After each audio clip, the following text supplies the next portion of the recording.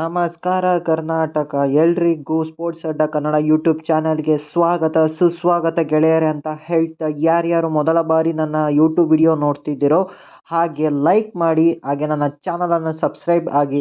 ಆಗ ನಾನು ಹಾಕೋ ಎಲ್ಲ ವಿಡಿಯೋಗಳು ನಿಮಗೆ ಪಟ್ ಅಂತ ನೋಟಿಫಿಕೇಶನ್ ಬರ್ತಾ ಹೋಗುತ್ತೆ. ಹಾಗೆ ಟೆಲಿಗ್ರಾಮ್ ಹಾಗೂ ಇನ್ಸ್ಟಾಗ್ರಾಮಲ್ಲಿ ಫಾಲೋ ಮಾಡೋದನ್ನು ಮಾತ್ರ ಮರಿಬೇಡಿ ಅಂತ ಹೇಳ್ತಾ ಈ ವಿಡಿಯೋನ ಸ್ಟಾರ್ಟ್ ಮಾಡ್ತಾ ಇದ್ದೀನಿ ಗೆಳೆಯರೇ.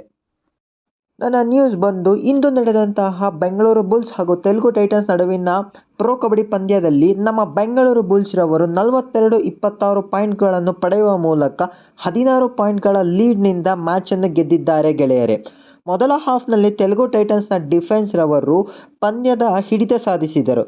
ಇದರಿಂದ 12-9 ಪಾಯಿಂಟ್ಗಳನ್ನು ಪಡೆಯುವ ಮೂಲಕ 3 ಪಾಯಿಂಟ್ಗಳ ಲೀಡನ್ನು ಕಾದಿರಿಸಿದರು. ಆದರೆ ಸೆಕೆಂಡ್ ಹಾಫ್ನಲ್ಲಿ ನಮ್ಮ ಗೂಳಿಗಳು ಪರಾಕ್ರಮ ತೋರಿಸಿದರು ಗೆಳೆಯರೆ. ನಮ್ಮ ಕ್ಯಾಪ್ಟನ್ ಆದಂತಹ ಸುರ್ಜಿತ್ ಸಿಂಗ್ ರವರು 7 ಟ್ಯಾಕಲ್ ಪಾಯಿಂಟ್ಗಳನ್ನು ಪಡೆಯುವ ಮೂಲಕ ತಮ್ಮ ತಂಡದ ಗೆಲುವಿನಲ್ಲಿ ಮಹತ್ವದ ಪಾತ್ರ ವಹಿಸಿದರು. ಹಾಗೆ ಹೊಸದಾಗಿ ತಂಡಕ್ಕೆ ಸೇರಿಕೊಂಡ ಶಿತ್ ದುಲ್ ರವರು 9 ರೈಡ್ನಲ್ಲಿ 9 ರೈಡ್ ಪಾಯಿಂಟ್ಗಳನ್ನು ಪಡೆದುಕೊಂಡರು. ಹಾಗೆ ವಿಕಾಸ್ ಖಂಡೋಲಾ ಕೂಡ 6 ರೈಡ್ಗಳಲ್ಲಿ 6 ರೈಡ್ ಪಾಯಿಂಟ್ಗಳನ್ನು ಪಡೆಯುವ ಮೂಲಕ ತಮ್ಮ ತಂಡದ ಗೆಲುವಿನಲ್ಲಿ ಮಹತ್ವದ ಪಾತ್ರ ವಹಿಸಿದರು ಗೆಳೆಯರೆ.